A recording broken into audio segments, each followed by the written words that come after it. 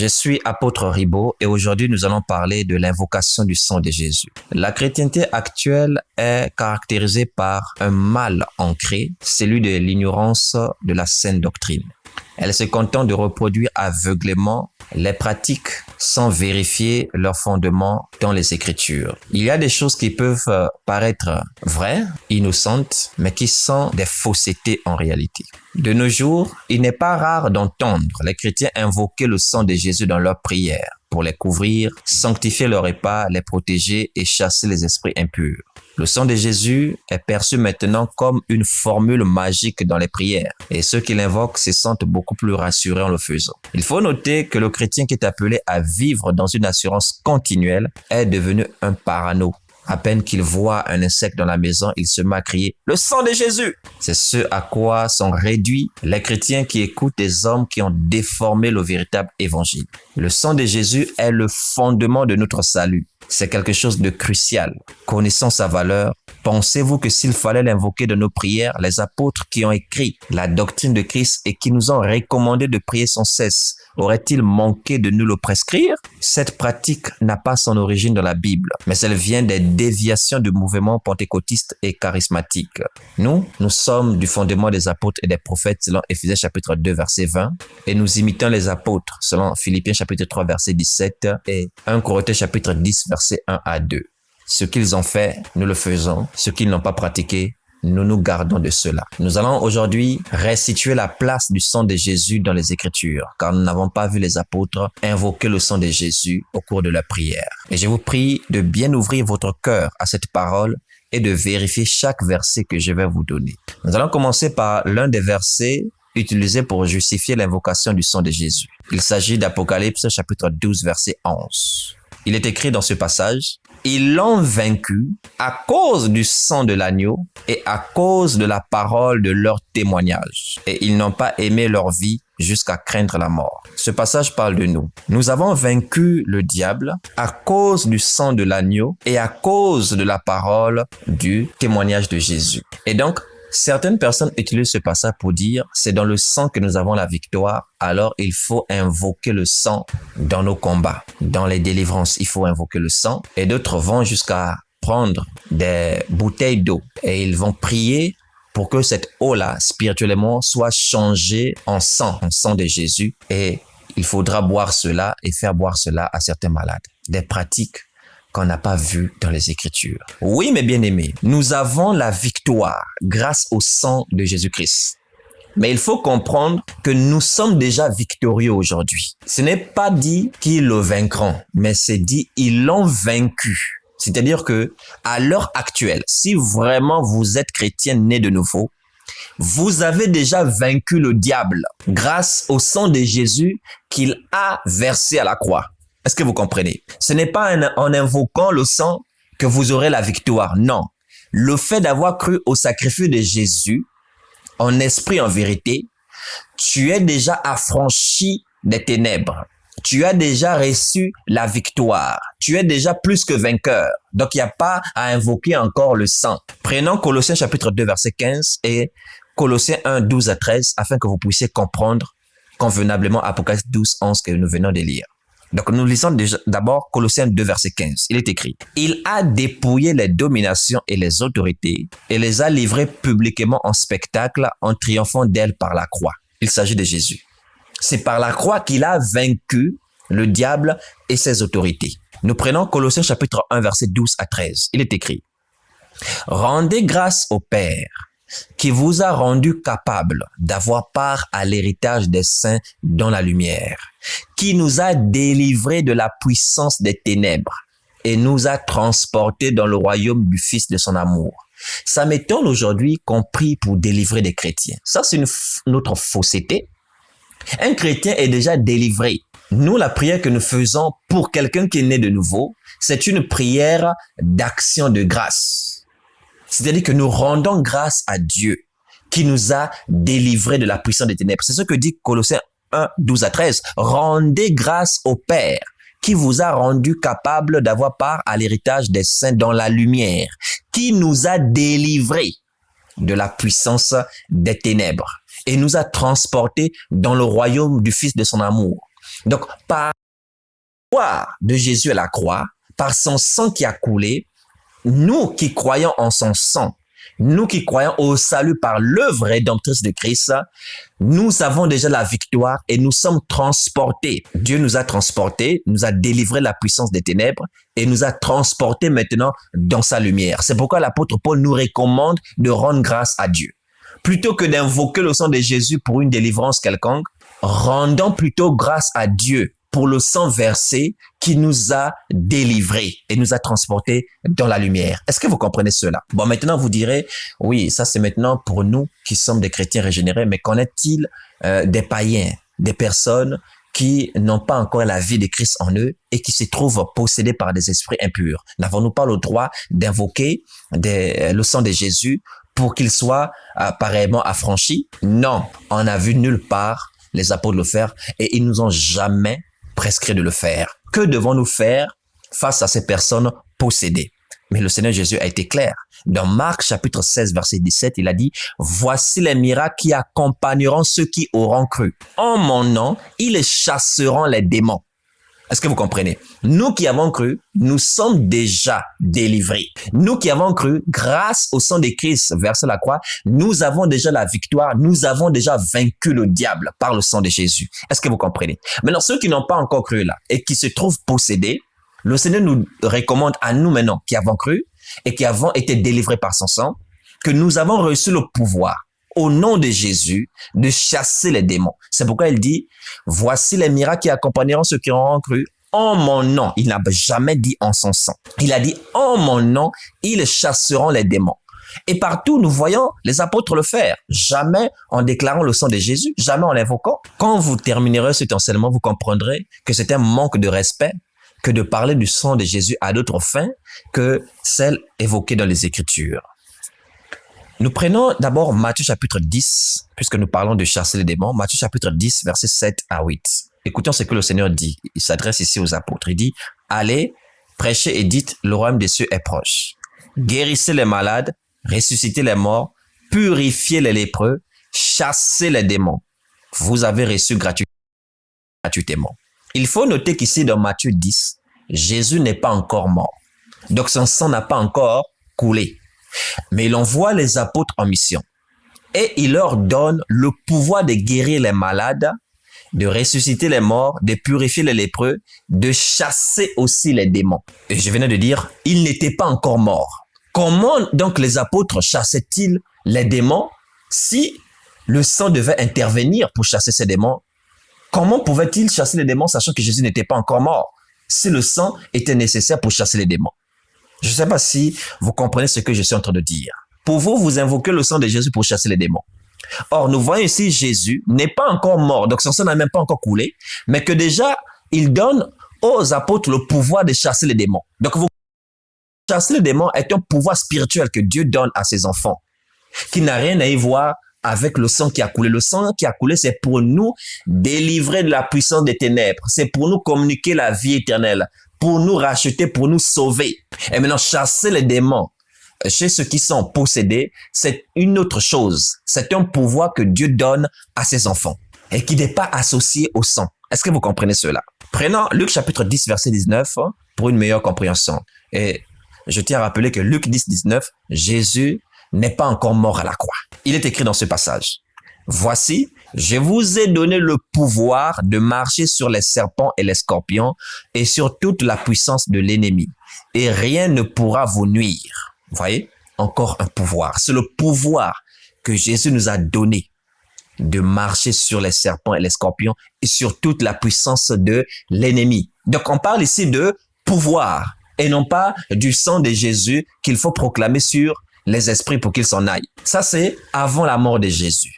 Maintenant, il va mourir, son sang va couler et on va prendre un passage après la mort de Jésus pour voir comment les apôtres ont-ils chassé les démons. Actes des apôtres chapitre 16, je lis versets 16 à 18. Il est écrit. Comme nous allions au lieu de prière, une servante qui avait un esprit de Python et qui, en devinant, procurait un grand profit à ce maître, vint au-devant de nous et se mit à nous suivre, Paul et nous. Elle criait, « Ces hommes sont les serviteurs du Dieu très haut et ils vous annoncent la voie du salut. » Elle fit cela pendant plusieurs jours. Paul, fatigué, se retourna et dit à l'esprit, « Je t'ordonne, au nom de Jésus-Christ, de sortir d'elle. » Et il sortit à l'heure même. Amen. Vous voyez, ça c'est après la mort de Jésus. Paul n'a pas dit, « Je t'ordonne, par le sang de Jésus, de sortir d'elle. » Non. Il dit, « Je t'ordonne, au nom de Jésus. » Parce que Jésus a dit, « En mon nom, ils chasseront les démons. » Au nom de Jésus. Vous ne verrez nulle part où ils font mention du sang. Donc, retenez que chasser les démons est un pouvoir spirituel que Dieu donne à ses enfants qui n'a rien à y voir avec le sang. Voici pourquoi avant la mort de Jésus, on pouvait chasser les démons. Après la mort de Jésus, on peut toujours chasser les démons. Et cela se fait toujours au nom de Jésus. Il n'a pas dit en mon sang, ils chasseront les démons. Est-ce que vous comprenez cela? Donc, Apocalypse chapitre 12, verset 11 ne peut pas être utilisé pour l'appliquer dans un cadre, soi-disant, de délivrance. Apocalypse 12, verset 11 parle de nous, les élus, qui avons reçu la victoire sur le diable grâce au sang de Jésus-Christ qu'il a versé à la croix. Et nous sommes aujourd'hui déjà délivrés grâce à ce sang-là. Et maintenant, pour ceux qui sont possédés, qui ne sont pas des chrétiens, parce qu'un vrai chrétien ne peut pas être possédé, nous commandons à ces esprits de partir au nom de Jésus. Et cela se fait au travers du pouvoir qu'on a reçu de Dieu, qui n'a rien à voir avec le sang. Est-ce que vous comprenez? Donc, nous rétablissons, nous remettons chaque chose à sa place.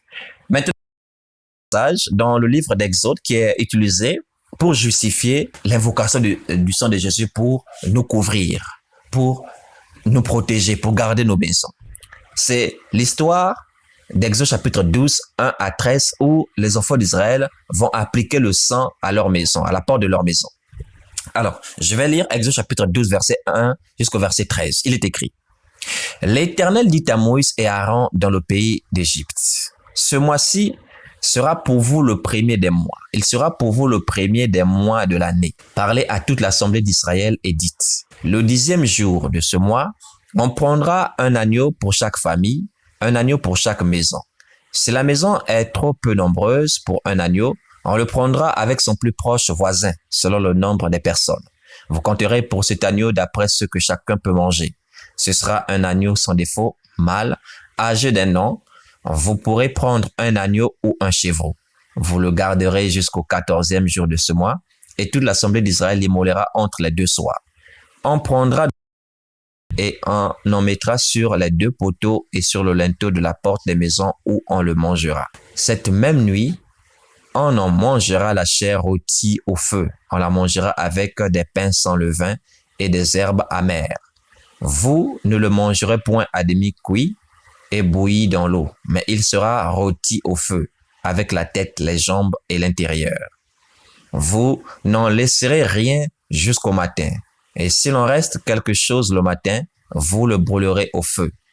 Quand vous le mangerez, vous aurez vos reins sains, vos souliers au bâton à la main, et vous le mangerez à la hâte. C'est la Pâque de l'Éternel. Cette nuit-là, je passerai dans le pays d'Égypte, et je frapperai tous les premiers-nés du pays d'Égypte, depuis les hommes jusqu'aux animaux. Et j'exercerai des jugements contre tous les dieux de l'Égypte. Je suis l'Éternel. Le sang vous servira de signe sur les maisons où vous serez. Je verrai le sang et je passerai par-dessus vous. Et il n'y aura point de plaie qui vous détruise quand je frapperai le pays d'Égypte. Amen. Donc, c'est ce passage qui est utilisé. Nous devons invoquer le sang de Jésus, surtout lors des prières du soir, avant de nous coucher. Invoquer le sang de Jésus pour que le sang de Jésus couvre notre maison. Vous-même, quand vous réfléchissez un instant, est-ce que c'est censé ce que vous dites? Et vous dites que parce que les enfants d'Israël avaient appliqué le sang à leur maison dans le pays d'Égypte. C'est ce que les faux prophètes utilisent comme argument pour vous enseigner leurs hérésies. Et vous dites, non, c'est important de couvrir notre maison avec le sang de Jésus pour que si vient un démon, un esprit impur, que nous soyons protégés de ce démon et de cet esprit impur. C'est pourquoi je disais, les chrétiens aujourd'hui vivent comme des parano, sans assurance, avec une peur continue. Quand un cafard est là, un lézard, on crie, on sursaute, le sang de Jésus, ouais, c'est des paranos aujourd'hui. Ils ont même des démons imaginaires. Et oui, des démons imaginaires, il y a des combats, soi-disant spirituels qui se font, c'est des imaginations des démons. Des démons qu'on imagine. Et on combat tout le temps. Et on dit que c'est ça le combat de la foi aujourd'hui. Oh, Seigneur. Bref. Ce que j'aimerais que vous puissiez comprendre, c'est que ce passage-là ne peut pas être utilisé pour justifier votre pratique selon laquelle, pour nous protéger des esprits impurs, des démons, couvrant notre maison du sang de l'agneau. Pourquoi? Déjà, dans ce passage, ce n'est pas une protection contre les esprits impurs. Oui, c'est parce que vous lisez la Bible avec les lunettes des autres, c'est-à-dire la vision que les faux prophètes ont déjà conçue dans votre esprit. Donc, vous avez des préjugés, des idées préconçues dans votre esprit et cela corrompt votre vision quand vous lisez la Bible. Il faut apprendre à prier que le Saint-Esprit, qui est l'enseignant par excellence, vous ouvre les yeux et déchire tout voile de vos yeux quand vous lisez la Bible. C'est important. Dans ce passage, il ne s'agit pas d'une protection contre des démons. C'est lui ici qui va frapper les maisons qui n'ont pas le signe de l'agneau. C'est Dieu lui-même. Regardez, je vais relire simplement les versets 12 et 13. Nous sommes toujours dans Exode chapitre 12. Je reprends juste la portion 12 et 13. Il est écrit: « Cette nuit-là, je passerai dans le pays d'Égypte et je frapperai tous les premiers-nés du pays d'Égypte, depuis les hommes jusqu'aux animaux, et j'exercerai des jugements tous les dieux de l'Égypte. Je suis l'Éternel. » Donc, qui va passer? C'est Dieu. Qui va frapper tous les premiers-nés du pays d'Égypte? C'est Dieu. Au verset 13, on dit: « Le sang vous servira de signe sur les maisons où vous serez. Je verrai le sang et je passerai par-dessus vous, et il n'y aura point de plaie qui vous détruise quand je frapperai le pays d'Égypte. » C'est Dieu qui frappe. Donc, si vous voulez utiliser ce passage pour justifier votre pratique, donc de qui voulez-vous vous garder? Finalement, de qui voulez-vous protéger? De Dieu, puisque selon Exode 12, ce n'est pas d'un démon dont il s'agit. Il s'agit du Seigneur lui-même. C'est grave. Et certains avancent qu'il s'agit d'un ange destructeur. Pourquoi? À cause du verset 23. Je prends Exode 12, verset 23. On dit: « Quand l'Éternel passera pour frapper l'Égypte et verra le sang sur le linteau et sur les deux poteaux, l'Éternel passera par-dessus la porte et il ne permettra pas aux destructeurs d'entrer dans vos maisons pour frapper. » Relevant destructeur. Donc, ils ont vu par destructeur un démon, un ange bizarre. Non, destructeur ici, c'est la plaie. Si vous avez lu attentivement ce qu'il a dit au verset 13, il dit: « Le sang vous servira de signe sur les maisons où vous serez. Je verrai le sang et je passerai par-dessus vous et il n'y aura point de plaie qui vous détruise. » Qu'est-ce qui détruit ici? La plaie. Vous voyez? Donc, le verset 13 révèle que le destructeur, c'est la plaie. Et c'est pourquoi, au verset 23, il dit: « Il ne permettra pas que le destructeur entre dans vos maisons. » Donc, il ne permettra pas que le fléau les atteigne. Il ne permettra pas que la plaie les atteigne. Le destructeur aussi, c'est pas un démon imaginaire que vous avez encore imaginé. Le destructeur aussi, c'est la plaie. Est-ce que vous comprenez? Donc, c'est bien le Seigneur lui-même qui passe et non pas un démon. C'est lui-même qui vient frapper et non pas un démon. Et nous allons renforcer cela avec les versets 26 et 27 du même chapitre. Il est dit: « Et lorsque vos enfants vous diront: que signifie pour vous cet usage? Vous répondrez: c'est le sacrifice de la Pâque en l'honneur de l'Éternel qui a passé par-dessus les maisons des enfants d'Israël en Égypte lorsqu'il frappa l'Égypte et qu'il sauva nos maisons. » Le peuple s'inclina et se prosterna. Amen. Si vous voulez prier pour que le Seigneur vous protège, il y a des passages tels que le psaume 91. Vous devez prier le Seigneur pour qu'il envoie les anges vous garder, vous protéger. Parce que les anges sont nos compagnons aussi dans le ministère. Oui, les anges sont nos compagnons de service. Selon Hébreux 1, 13 à 14, ils exercent un ministère en faveur de ceux qui doivent hériter du salut, c'est-à-dire en notre faveur. Donc, ils ont pour mission de nous garder. Ils ont pour mission aussi d'intervenir face à des détresses. Donc, quand vous priez Dieu, je ne dis pas de prier les anges. Faut pas suivre ceux qui disent de prier les anges. C'est le Seigneur que nous prions afin qu'il envoie les anges nous garder. Donc, votre prière du soir, vous priez que Dieu envoie les anges vous protéger, vous garder.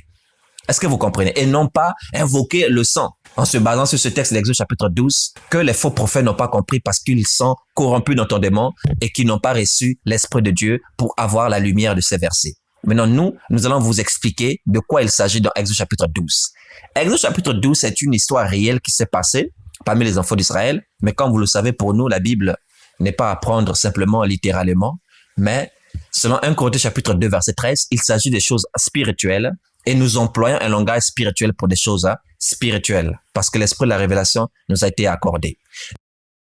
12 est une prophétie de la fin des temps.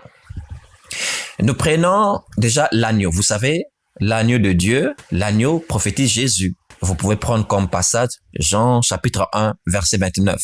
Il est écrit dans ce verset, « Le lendemain, il vit Jésus venant à lui et il dit, « Voici l'agneau de Dieu qui ôte le péché du monde. » Donc, l'agneau qui est sacrifié dans Exode chapitre 12 est une prophétie de notre Seigneur Jésus-Christ qui devait être sacrifié.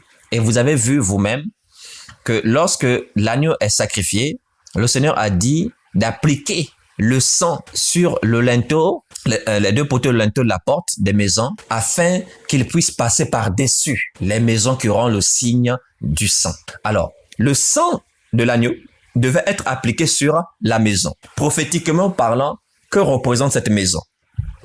Nous prenons Hébreux chapitre 3, verset 6 pour la révélation de la maison. Il est écrit, « Mais Christ l'est comme fils sur sa maison.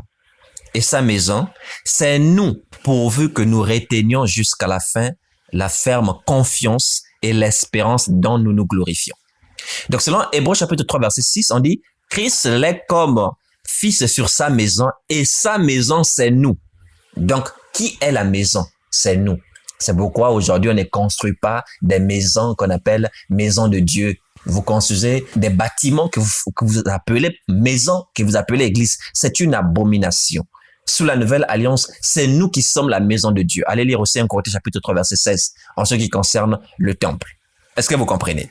Donc, selon Hébreux 3, verset 6, c'est nous qui sommes la maison. Ainsi, appliquez le sang de l'agneau sur la maison. Cela prophétisait le sang de Jésus-Christ qui devait être répandu, qui devait nous être appliqué aujourd'hui, qui devait être appliqué sur nous aujourd'hui. Et prenons 1 Pierre chapitre 1, verset 1 à 2, pour que vous puissiez comprendre que c'est nous qui bénéficions de l'aspersion du sang de Jésus aujourd'hui. 1 Pierre chapitre 1, verset 1 à 2, il est écrit, « Pierre, apôtre de Jésus-Christ, à ceux qui sont étrangers et dispersés dans le Pont, la Galatie, la Cappadoce, l'Asie et la Bithynie, et qui sont élus selon la préscience de Dieu le Père, par la sanctification de l'Esprit, afin qu'ils deviennent obéissants et qu'ils participent à l'aspersion du sang de Jésus-Christ. Que la grâce et la paix vous soient multipliées. » Vous voyez, on parle de l'aspersion du sang de Jésus-Christ. Et nous y avons participé. Vous voyez? Nous qui croyons en Jésus-Christ, nous sommes la maison aujourd'hui. Jésus est l'agneau et le sang qu'il a versé est appliqué sur nous aujourd'hui. Donc, partout où nous passons, nous avons le signe du sang de Jésus en nous. Et en Hébreux chapitre 10, verset 10, on dit c'est en vertu de cette volonté que nous sommes sanctifiés par l'offrande du corps de Jésus une fois pour toutes.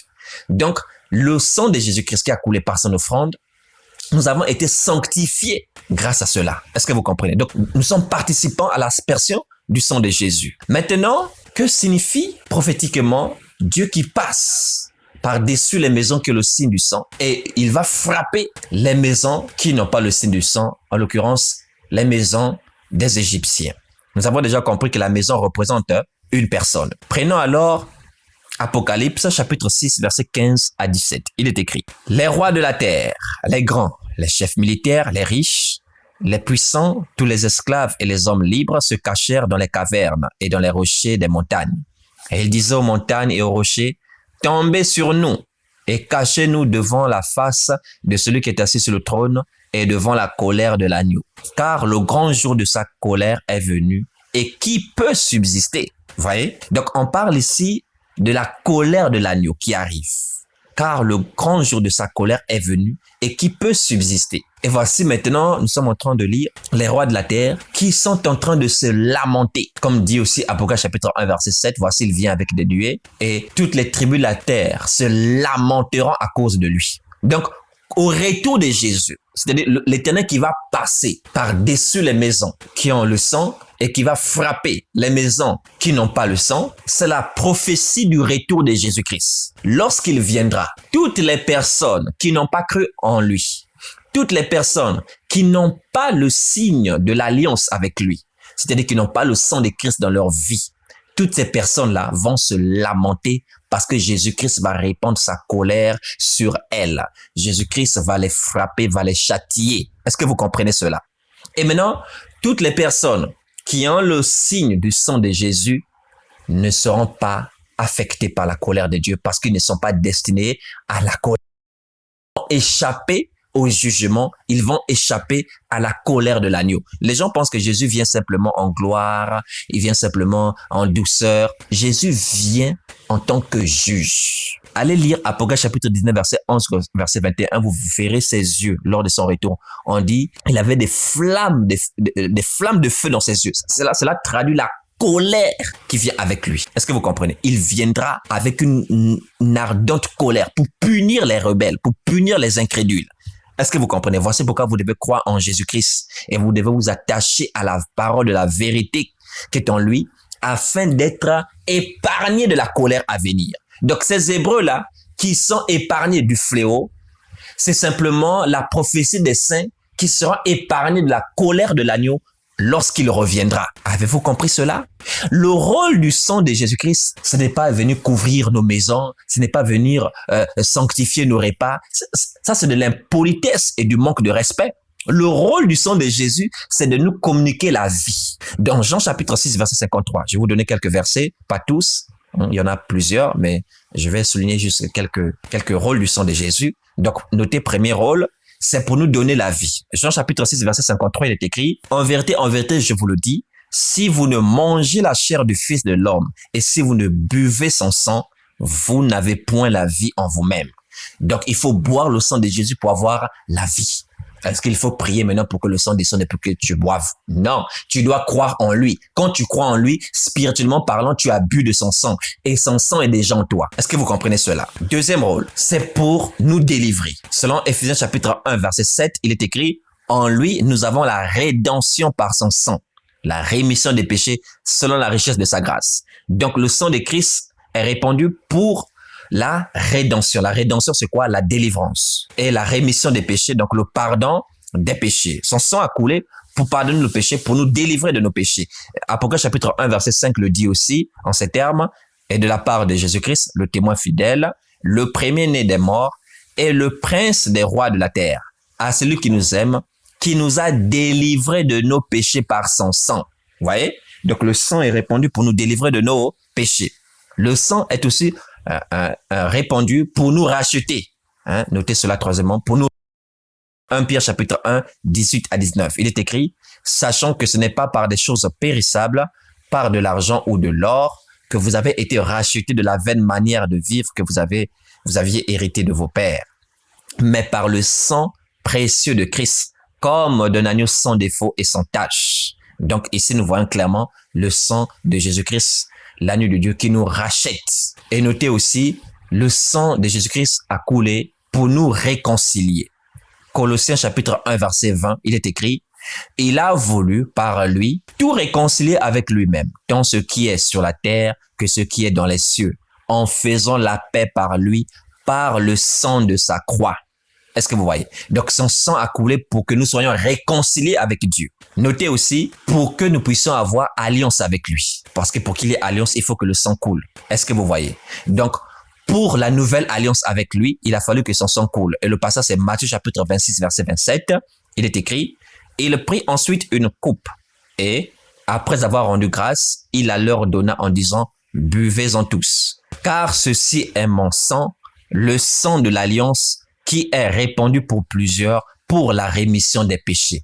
Amen. Donc, son sang a coulé pour tisser la nouvelle alliance avec nous. C'est par ce sang que nous sommes aujourd'hui du peuple de la nouvelle alliance, que nous avons alliance avec lui. C'est par ce sang que nous avons le pardon de nos péchés. C'est par ce sang que nous sommes délivrés de nos péchés. C'est par ce sang que nous avons la vie. C'est par ce sang que nous avons été rachetés. C'est par ce sang que nous sommes réconciliés avec Dieu.